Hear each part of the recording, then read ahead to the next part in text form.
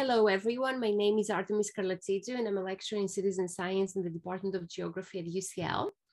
I would like to welcome you all to the second event of a series of online webinars that we organize at UCL and the People Nature Lab at UCL East, and which are funded by the ERASMUS Plus project called Community-Driven Digital Action, a Catalyst for Social Change in the COVID-19 Crisis, or HEIDI in short. The online webinars that we organize aim to promote citizen science, hence their title, Citizen Science for All Talks. Each Citizen Science for All event has a specific theme where we invite world-leading experts to share their knowledge from their specific field of practice and their many years of experience. So in this Citizen Science for All event, we will be talking about achieving policy impact with citizen science. Citizen science has been recently defined in layman terms as a scientific work undertaken by members of the public with or under the direction of professional scientists and scientific institutions. The recent growth of citizen science and the availability of citizen science projects and relevant data collection applications cannot be really overstated. Almost everyone has the opportunity to become a citizen scientist and contribute to a scientific discipline or a topic of interest without necessarily having any professional qualifications in that particular topic. Citizen science not only leads to more data, data that sometimes wouldn't be possible to collect in any other way, and which helps us to understand better our world and find solutions to big challenges we face. Through the active engagement of citizens in scientific projects, citizen science makes innovation and research more responsible. It facilitates the uptake and behavioral changes in support of action and policy making. And overall, it has the potential to improve the science and society relationships, including improving societal trust. So today we have three speakers to cover policy making in citizen science. We will start with Muki Haklay, a professor of geographic information science at UCL. Then Sven Schade, who is a team leader of digital transitions in public governance at JRC. And then finally, Izzy Bishop, who is a lecturer in ecology at UCL. Ali Shepard will be live tweeting the event, and you can use Twitter to post your questions, or you can use, of course, the chat area on the Zoom call to post your questions, and Alice will also transfer them on Twitter. Due to the limited time we have, we will be able to only take one, maybe two questions at the end, but the speakers are happy to answer your questions on Twitter, or if you want, you can directly email them. Thank you very much. Muki, we start with you. The floor is yours.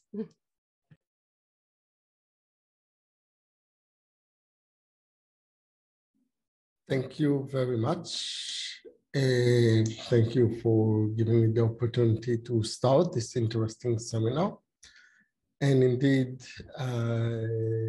Artemis just presented the whole area of citizen science and explained to you the background in general to the area. It's emerged over the past 15 years as an area with a lot of activities in different ways. And in this specific talk, in the next 15 minutes, so we will look into the different aspects of it in terms of policy. Now, before we kind of start with it, it's worth considering what is policy and why should we care about it. So policy is when something is used in order to make decision-making and activities within different government bodies. That can be something that a local government is doing in a specific neighborhood even, or a region of the city. It might be at the city, or it might be at different other levels. And citizen science is both a source of data that can be used within decision-making in policy. So, for example, the whole concept of evidence-based policy, that you need to make decisions based on scientific information, and you want to collect it in a consistent way or in a good way, and citizen science enable you to do that. Or sometimes people want to see a change happening in different areas. And citizen science, as I said, been around for a long time within the European understanding of, especially in environmental policy. And actually it goes back to 2008, where Professor Jackie McGlade, who is currently a professor at UCL in the Institute of Global Prosperity, but at the time the head of the European Environment Agency, was pointing out that often the best information comes from those who are closest to it. So it's not something that it's coming from official bodies and experts within departments and government, but it's actually important that we harness this local knowledge if we are to tackle climate change adequately. People are encouraged to give their own opinion on the quality of beach and water to supplement environmental information, official information. And indeed, that year, already 14 years ago, the EEA launched this application, Water Watch, where they ask people to go and report about the quality of their beaches and kind of report in different ways, and that evolved over time. But that's also show us that even at higher level of decision-making in the international level of the European Environment Agency, we have this support and interest and even development of new technologies that will enable the participation of people from across Europe in sharing information. Not only that, it's also something that's been going on for a very long time. In areas like biodiversity and conservation, citizen science has been part of the way that things have been done for even 300 years. And there are examples of recording scheme, as they are called in the UK, or biodiversity observation, as we now call them, in different forms. And they can take the form of, say, recording the changes in the seasons. So when you see the first flower, when you see the first fruit, and so on, which recently, through a detailed analysis, the project that you see there, Nature Calendar, demonstrated that spring is coming in the UK a month earlier. Or another one that started a long time ago is the Garden Bird Watch, where people study in a lot of detail the birds that are nesting in their garden and appearing there. And they're doing that in a very detailed and accurate way that helps in managing wildlife across the UK and providing information for government report. Already in 2012, a report that was done between the Natural History Museum and the Center for Ecology and Hydrology demonstrated there were over 230 different programs across the UK that contribute environmental information. So this thing has been going on, but now that it's recognized as citizen science, it's getting better support, or it's getting, most importantly, better recognition by policymakers. Because those things that you see in front of you, there is kind of interesting stories. The Nature Calendar, or the Phenology Network, was actually managed by the Meteorological Office, so the body in the UK that is doing meteorological observation, until the late 1940s, when they decided that actually it's not their business to do these things, and why are they collecting phenomena that relate to when things flower. Only they switched it off, and then it was then realized in the 1990s that this information is critical for understanding climate change. And the Woodland Trust took it over and then continued to run it. Luckily, some volunteers continue to collect data between the time when it switched off and was created again. So we have records continuously during the period, although at different level. And what it does, it provides different information, but it's also provide something interesting in terms of the policymakers, it provides them a body that they can approach, a scientist or expert that they can ask questions and talk with. So the BTO got its own scientists, for example, that takes its data, and if policymakers want to talk with someone, they don't talk with the citizen scientists who collect the data, they talk with the scientists at the British Trust of Ornithology. And those things are growing in size and getting into very impressive scales in different ways. So there are projects like the RSPB Big Garden Birdwatch, which is happening in the last weekend of January. And it's mainly aimed at education, as you see in the image, but it's kind of now got apps and different aspects that allow for the data collection. And during the lockdown last year, there were 1 million participants that joined it over a short period, and showing the scale and coverage of information that it's unprecedented and impossible to do without citizen science. But citizen science can be also very, very local. Things like, for example, participation in noise mapping of people that are around an airport, and there is plans for increasing the airport. So that's a policy decision about what will happen. And they want to collect the evidence of the noise that they are exposed to, and then do something with the authorities about it. There's also citizen science that runs in different ways, for example, on your computer. So World Community Grid is one area where you can run and doing things. And this image is about the level of engagement, that when something didn't run, it's actually something that you go out and look for information to see what it is. And unlike a lot of people that thinks that it's not an engaging form of citizen science, it is actually quite an engaging one. So now that we understand a bit about citizen science and the background for it, let's look quickly at policy dimension. So we'll start with, Artemis, sorry. Sorry that I have. Sorry for a second.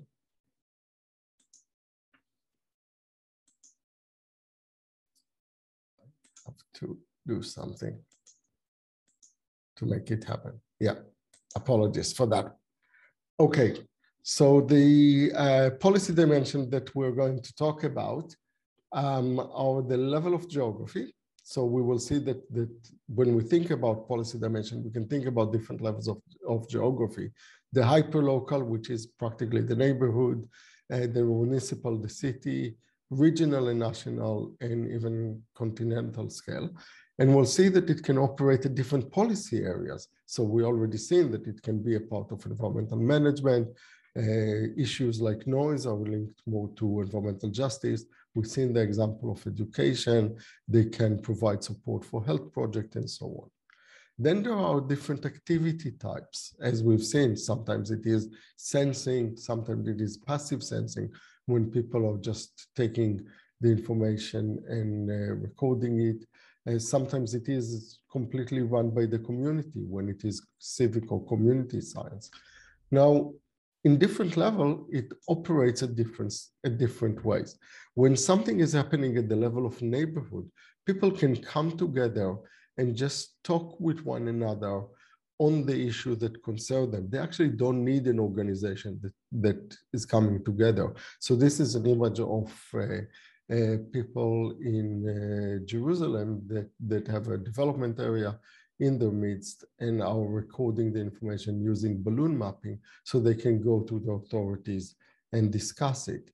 And what is happening in this, say, it's an area of environmental management, but they don't need to set up special organizations. They don't need to set up special networks. They just use the familiarity of each other and then get the information. Also, although in this case, it's an Arab village in Jerusalem and it doesn't have the same advantages of a Jewish neighborhood, in the case of cities, there will be policymakers that are linked directly to the area, and you can approach them. So like approaching a counselor or something like that. So the policy network is also quite localized and can be ad hoc and not completely structured. And the way that it works a lot of time is through, indeed, civic or community science, so issues that are bothering a specific community. In the level of the city, we have structures in place. So in cities, there will be usually a good network of buses or public transport that allow you to move around. There will be some NGOs that exist at the level of the city, and there will be also structures that you can talk with the municipality itself.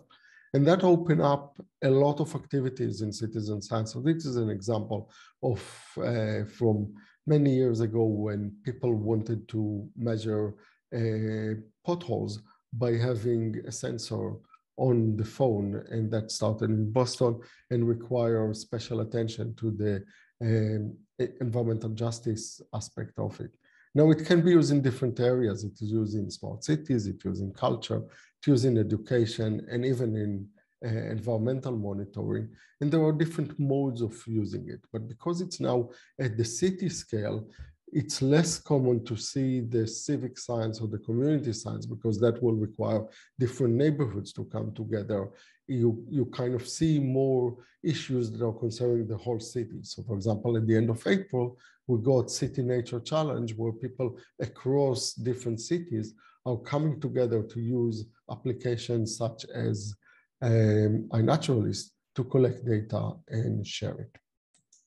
When we move to the regional scale, this is a case where usually there aren't good networks in terms of transport. It's more difficult to move around the region. And there is also fairly weak government structures. So compared to the city level or compared to higher level, even in cases where you have regional government, which is the case, say, in Germany and in France, and even when they have resources, they don't have the resources at the same scale and the same power as the local bodies. And that means that the projects are usually very specific about an area. So this is an example of monitoring mosquitoes in Germany across an area. There will be links to public health and environmental management, which are the things that this level of government deal with. But there will be also issues because a lot of time you won't find a regional NGO that works in this area.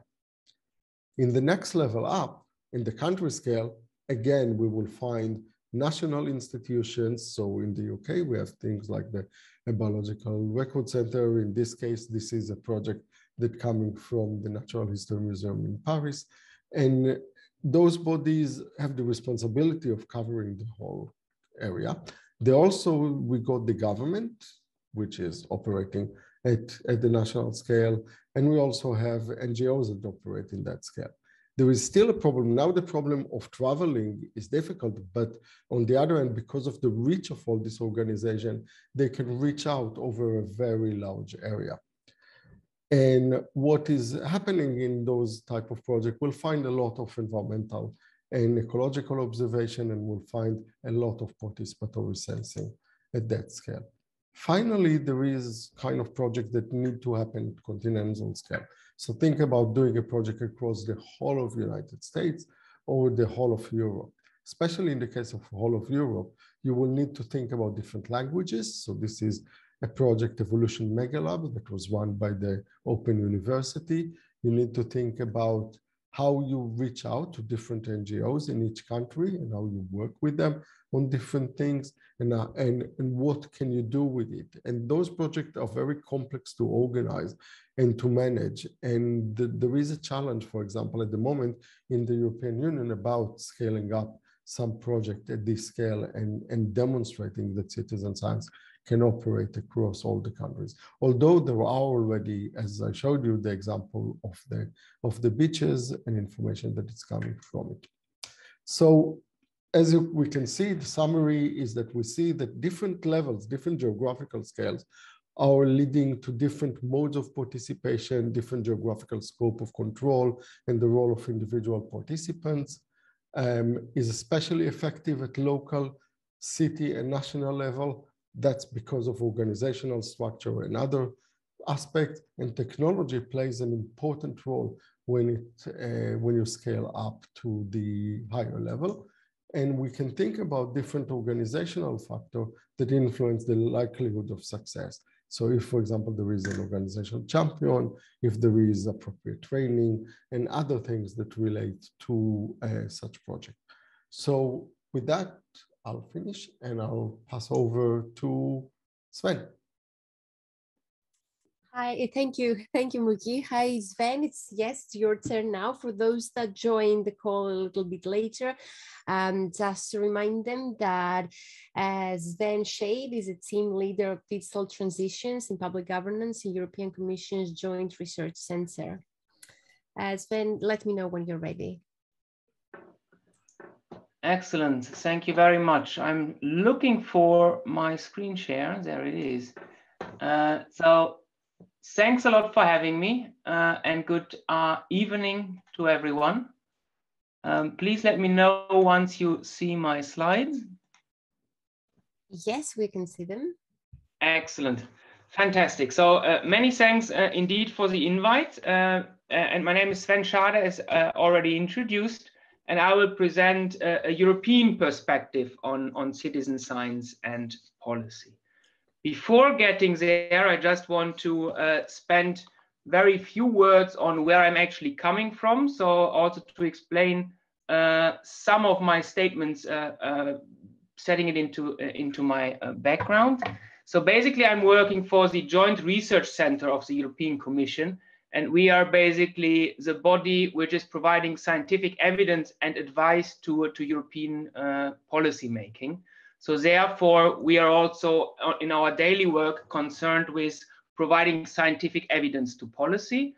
And in this capacity, we are also looking into ways how we can benefit from the rich knowledge that citizen science creates to benefit policy making.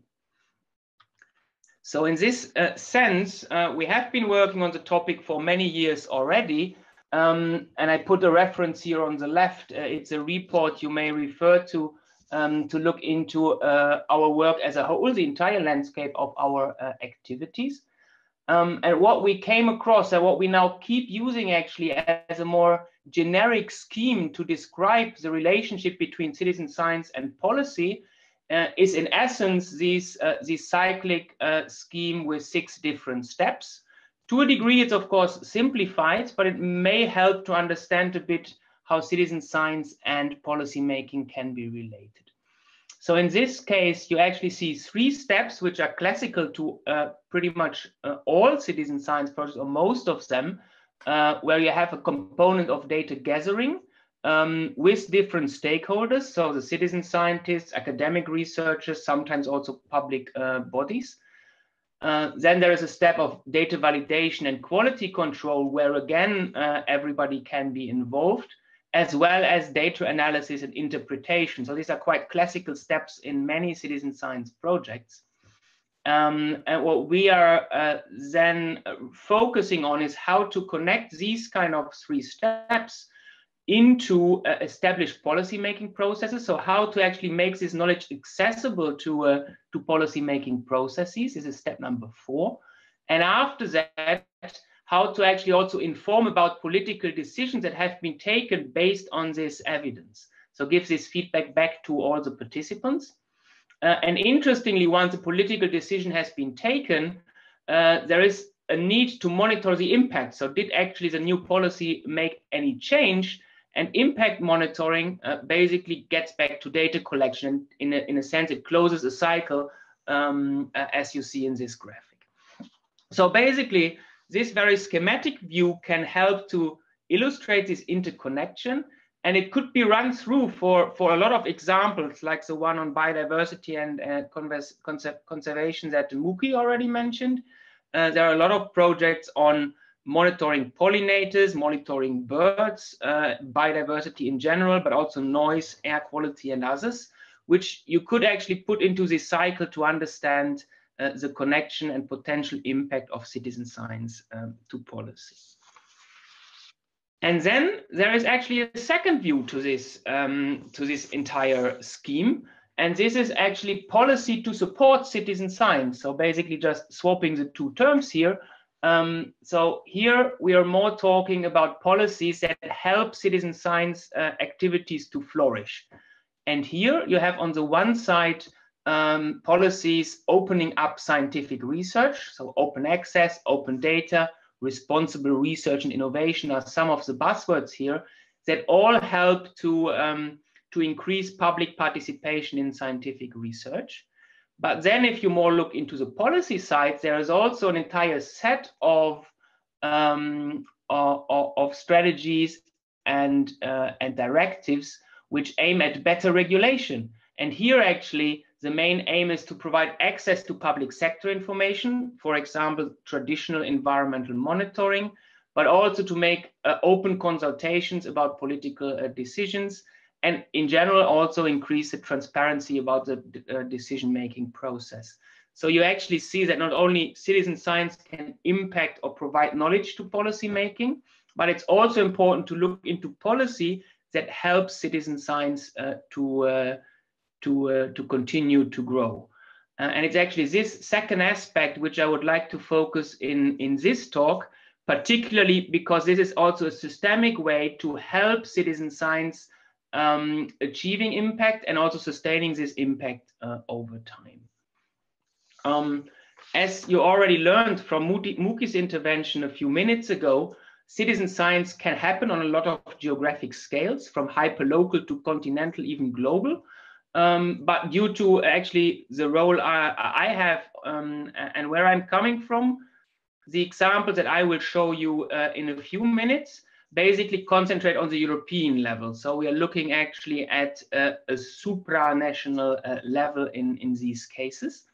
And for today, I actually decided to look into a few examples. So I didn't want to bore you with too much theory, especially that given the time of day.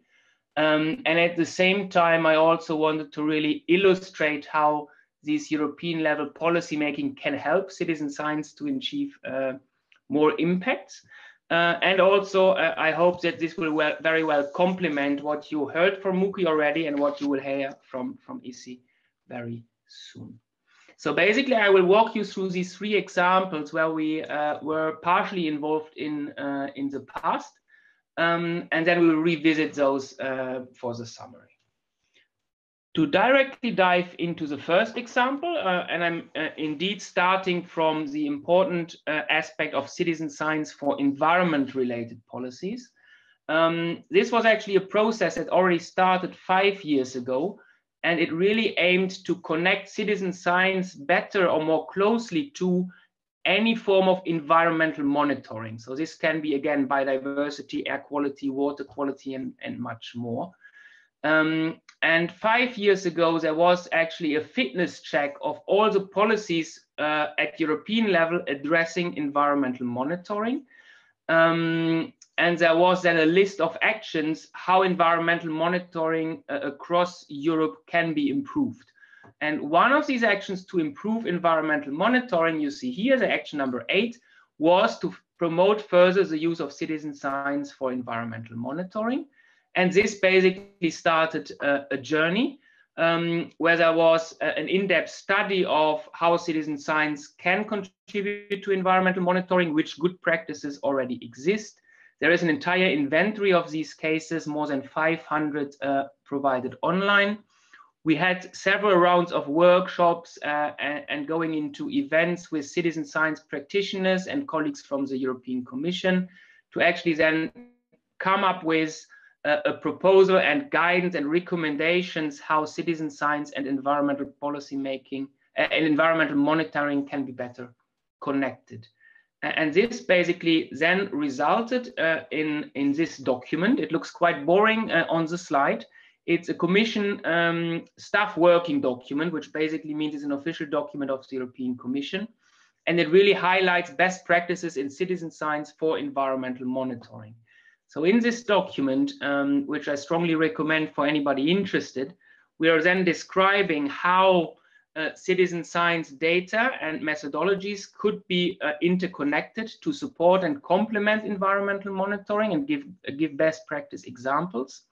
But we are also going into other areas and giving recommendations to raise awareness in the first place, to align the different requirements of citizen scientists and policymakers, and also to how to improve the governance structure, actually organizing the entire setup in the very heterogeneous environment we are in with all the different languages. So how this can be achieved. There are guidance in this document, which was published almost 2 years ago. And on this basis, we followed up on our own with hands-on research, with events, and also research funding. But among other, also the network of environmental protection agencies across the entire EU and also all the neighboring countries. They are currently working on their response on these guidelines and how this could be actually embraced by environmental protection agencies, which are a very important player when it comes to environmental monitoring, and thereby also to support citizen science and contributing to the monitoring of our environment in that sense. This is the first example I wanted to bring you, really to show how environmental monitoring can be connected to citizen science, and thereby we can help several citizen science initiatives reaching the policy impact some of them are striving for. Now I want to change to a second topic, leaving the environmental core domain and looking into the scenery a bit more general. Not long ago, we were basically looking into, providing a snapshot and looking into the different countries across Europe and trying to understand in which countries are at the national or at the regional level, there are strategies or initiatives to support citizen science really in a structured way. And what we found was a very rich and diverse landscape, but also a dynamically evolving landscape, where several countries actually had already citizen science strategies or were towards getting towards them, and associations supporting citizen science, whereas others were very early on. And we also found a high level of contextualization. So it really depends on the country how citizen science can be implemented at a national or regional scale. And very impressively, the work was done, or it started about 5 years ago. It was concluded about 2 years ago. But ever since, there is still a strong continuation of coordinating and collaborating, for example, by the European Citizen Science Associations and their projects, but also more generally to really exchange knowledge and create a European community around citizen science and help citizen science to spread across different countries. And in this context, again, to mention a more policy document, there has been a communication, again, almost 2 years ago, 1.5 years ago, about the European research era. And this is basically an attempt or the effort to coordinate and streamline parts of the different research fundings in the European countries towards common research directions. And in this very document, there is also one of the actions to be put forward to really help Europe-wide participation in citizen science campaigns and help organizations and countries to work together across the European Union in this case. So this is a very important policy anchor. And out of this, we actually saw several tools emerging. This is one which was just recently kicked off at the beginning of this year. And this is basically a tool that is called Mutual Learning Exercise, which should help different member states of the European Union and associated countries to exchange knowledge and build capacities between them. So far, there are 11 countries participating in this activity, and they basically are supported by experts and by services inside the European Commission to exchange knowledge and practices about citizen science, to strengthen what they do nationally and also learn from each other and take up best practices. So this is actually a concrete policy tool that now helps countries to learn from each other, maybe the early adopters teaching to a degree the ones following. And this is basically the mechanism which is already put in place. And now to continue with a third example, I want to piggyback on this last point on the scaling up of citizen science, where you already heard from Muki this issue of different geographic scales and how to actually move from one scale to another. And here I wanted to particularly concentrate on what can we do if there is a successful citizen science project in one country. What can be done to replicate or scale up these activities to many countries? Again, we did some related work a few years ago. And here we were trying to understand and start to build a first theory how we basically could understand the scaling and spreading of citizen science, what are enabling factors, what are blocking factors. And at the time, we were investigating a few case studies and wanted to learn for the future.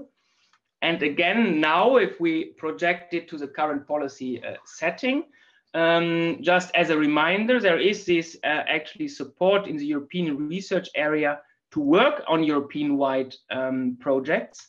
And very specifically, there is actually support for upscaling a German citizen science project on plastic in rivers. So to tell you very briefly the history, there has been this German project.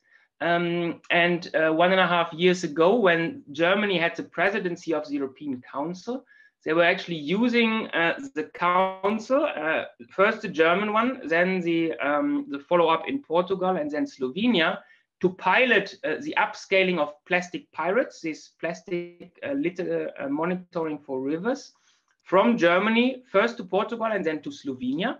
And this pilot was quite successful. And now there is actually explicit funding in the research program for the European Union, Horizon Europe, in the missions on oceans and seas and oceans. And this funding is not an open call, but it's for a selected beneficiary already to really support the upscaling of plastic pirates to Europe. And I wanted to bring this example because it closes the loop, because it's a way to support citizen science to extend its boundaries and to scale up. And in this case, it's actually a citizen science project that will collect data for environmental monitoring. In this case, plastics in rivers, as I said. And it's explicitly requested, and there are already potential solutions on the way, how the data which will be collected in these initiatives will help the monitoring of European policy objectives, especially under the so-called Marine Strategy Framework Directive, the Water Directive, and the priority on zero pollution, so reducing pollution of water, air, and soil. So here you really see a few examples how policy can support citizen science and thereby also scale up and increase the impact of citizen science activities on policy. So to sum up and come to an end, I was introducing this schematic view how citizen science and policy can be connected, then introduced how policy can support citizen science, and quite quickly walk you through 3 different examples. One on citizen science for environmental monitoring, where we really can see how a structural frame and guidance now became available. Then the support to spreading citizen science across countries by ensuring and supporting knowledge transfer. And last but not least, very briefly, the case how to scale up one project from a country to many, giving also financial support after a successful pilot. And hopefully we will see very exciting campaigns coming up already this year in 2022. So this was all I wanted to share with you today. I'm looking forward to your questions, either directly or of course a bit later via Twitter. You can see my handle here. And that's it. Thank you very much. If you're interested in the more theoretic things, here is an additional reading I recommend. It's an exciting open access book And there is also a chapter on citizen science and policy. With this, I thank you again, and over to Izzy.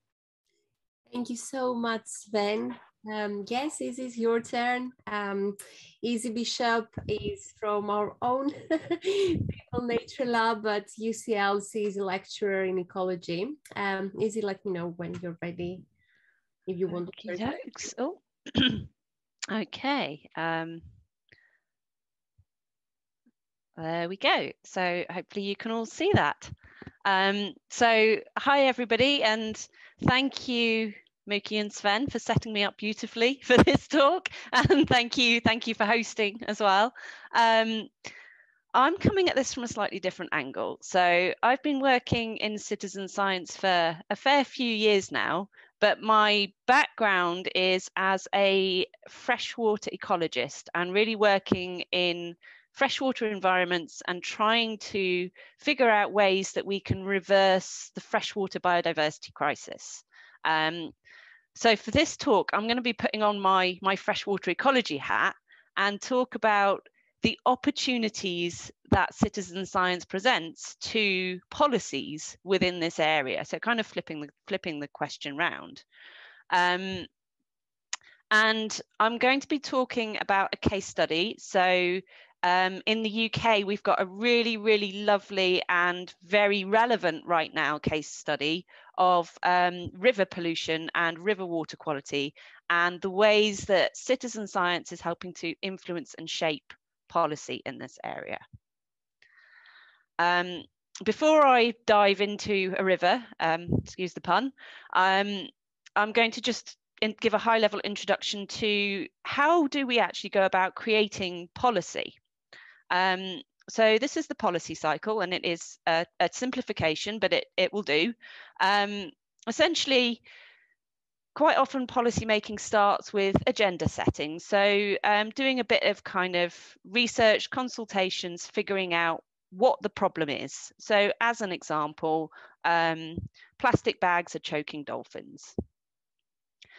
And then after this kind of research phase, you get into formulating the policy, deciding what you're going to do about the problem. So as an example, let's charge people for using plastic bags. The next phase is the adoption of the policy, and this can be anything from, okay, we've decided that this is what we're going to do and we're going to enact it as of this Monday, all the way through to going through democratic processes to put things into law that is enforceable. Then you get the implementation. So this is, for example, charging people for their plastic carrier bags. But it can also include prosecuting organizations who don't follow this policy. It can include encouraging people to follow this policy, so promoting the kind of benefits of the policy.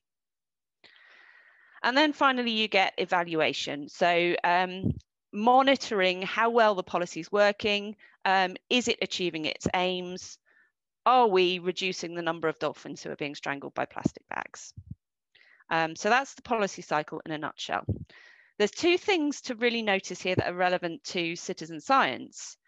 Firstly is no policy is ever made by a single organization or a single individual. This whole cycle is collaborative, and there's different people involved in different stages of it. And then the second thing is that whilst kind of stakeholder engagement is key to all of it, the people and the processes involved are different at different stages through the policy process. And this becomes relevant for citizen science because it starts to tell us which types of citizen science projects are likely to be most influential and most useful to policy developments at which point. So just to do that in a little bit more detail, and Sven, I promise I was not copying you with my cyclic schematic with a diagonal line through it here, but a kind of vast oversimplification. If you look at the bottom left of the policy cycle as I've laid it out here, where we're implementing policies, actually carrying them out and evaluating them and kind of figuring out what we're going to do next. That's very evidence-based, very expert-based, lots of consultation around, you know, what's happening scientifically, can we monitor and evaluate?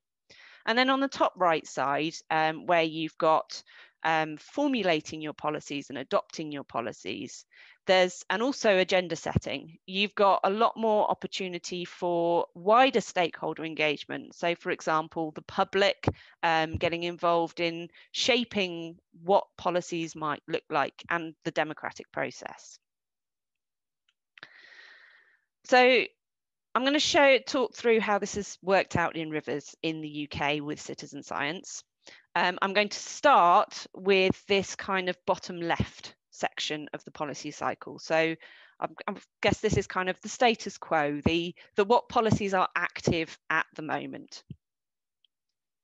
Now, UK rivers, which is the specific example we're looking at here, there are a huge number of policies at different levels that are relevant to managing UK rivers. From EU directives, like the top 3 on the list there, all the way down to local and regional directives, such as local river basin management plans, which outline for a single river what the kind of priorities are at any given time. And if we just take one of these, so the EU Water Framework Directive, which basically means all EU member states have to achieve what's called good ecological status of their rivers by 2027. So it's all about improving the kind of ecological state of rivers. That single directive requires a huge amount of data to be gathered to implement it, to see whether anyone's kind of actually observing it or not, and to evaluate whether it's working.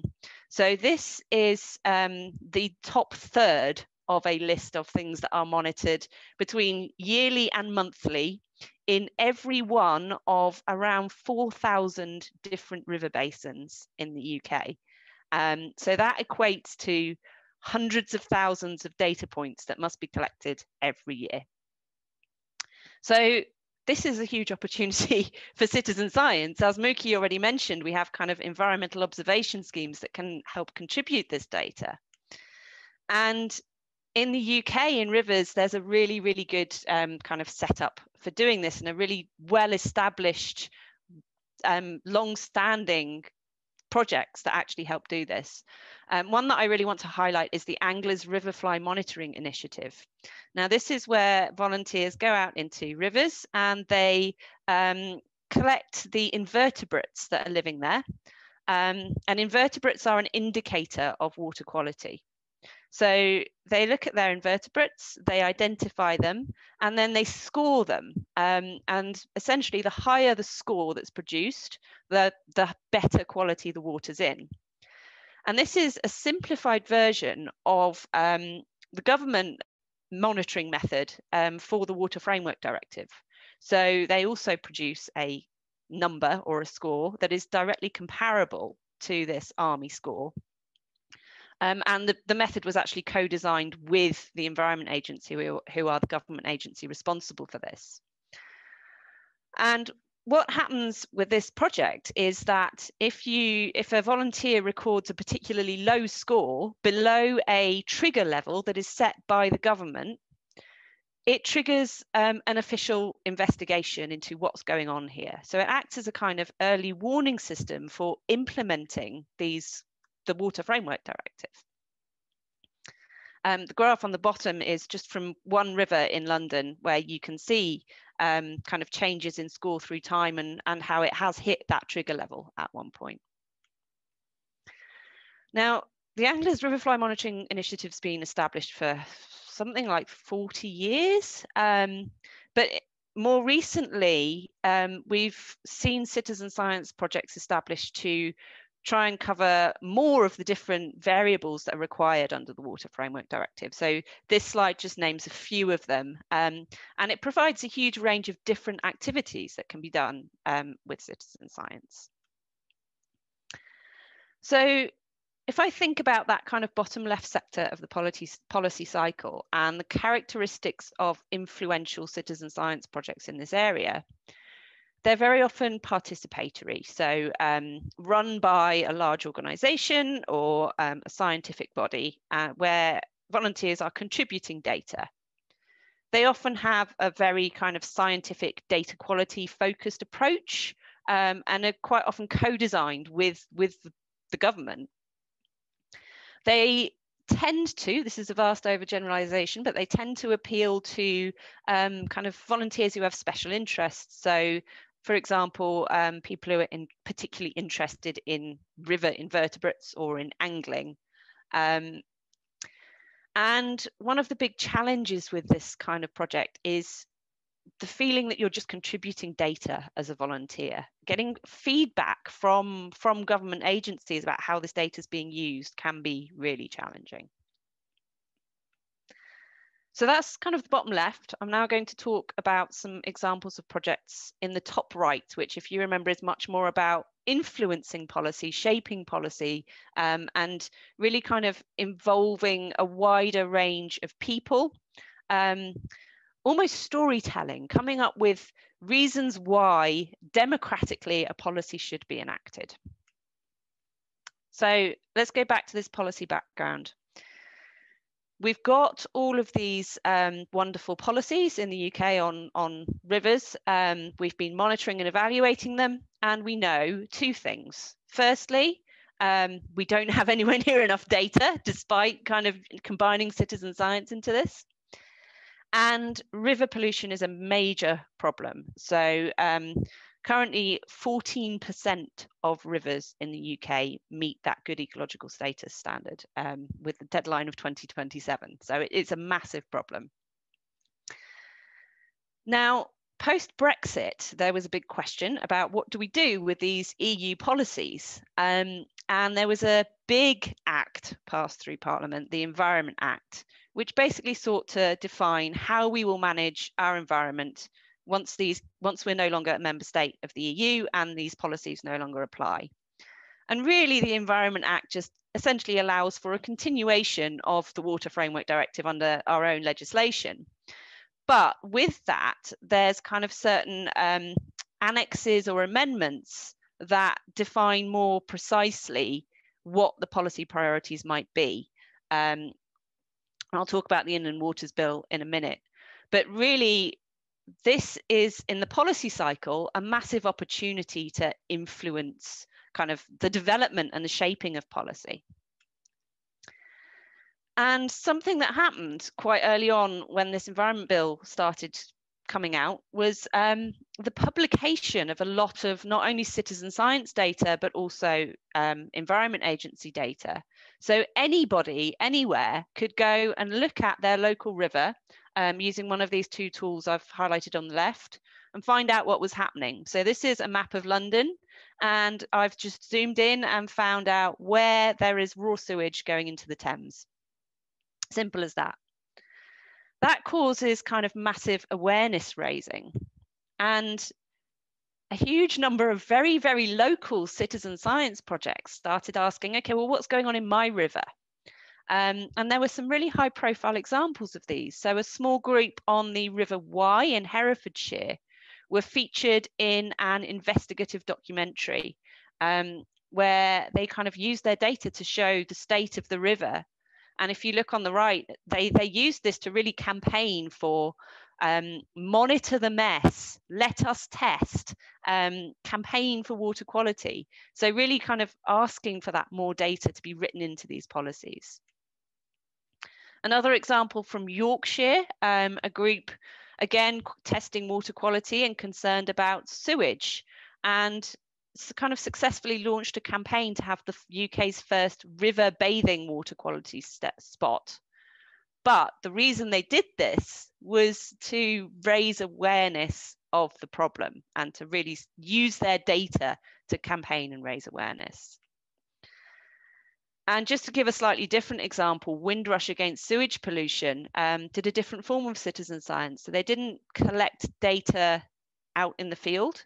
They collected data by asking water companies to provide data that they were legally obligated to provide.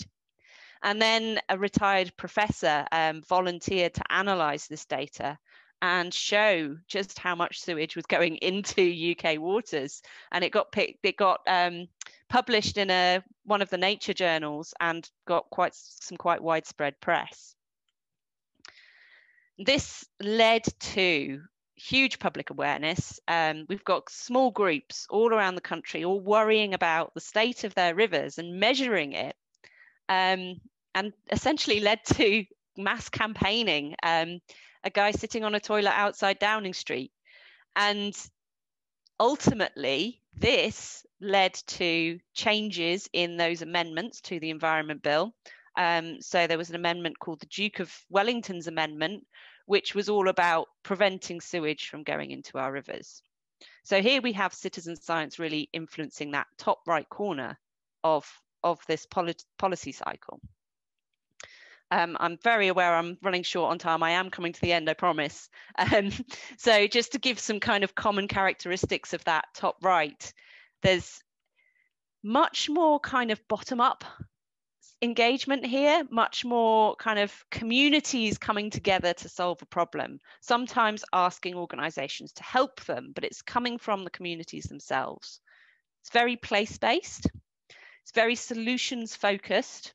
So it's a different kind of subset of volunteers, people who are really kind of interested in that local agenda and that campaigning.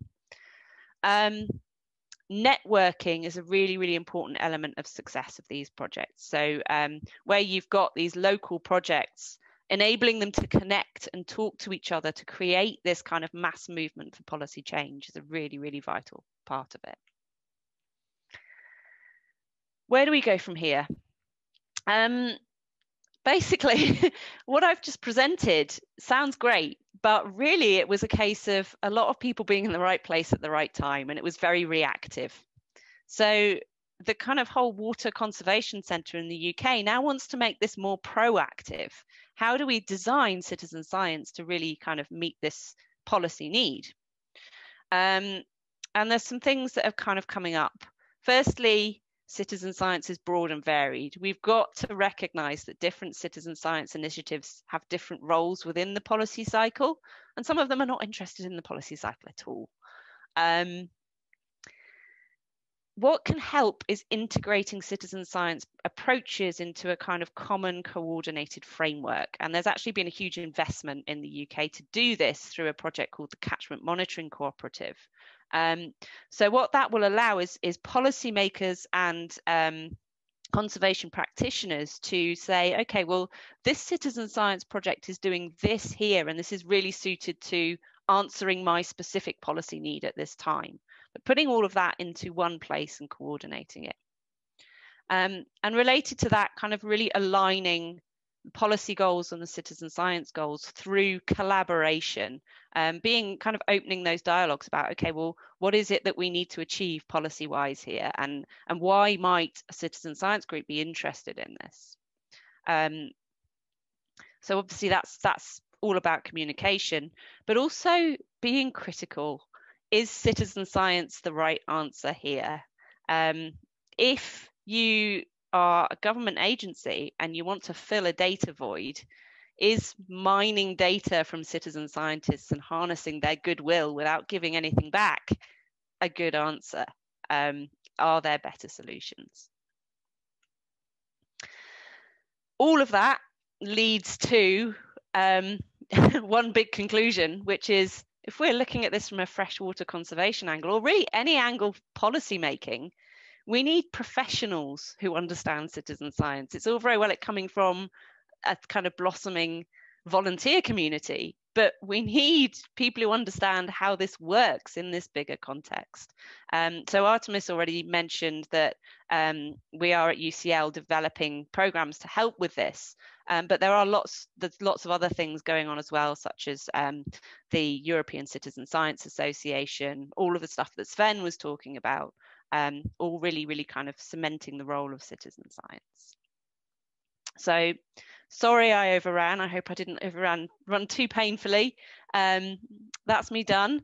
I'm very happy to take questions on Twitter, by email, and I've put a nice little summary in the corner of that slide.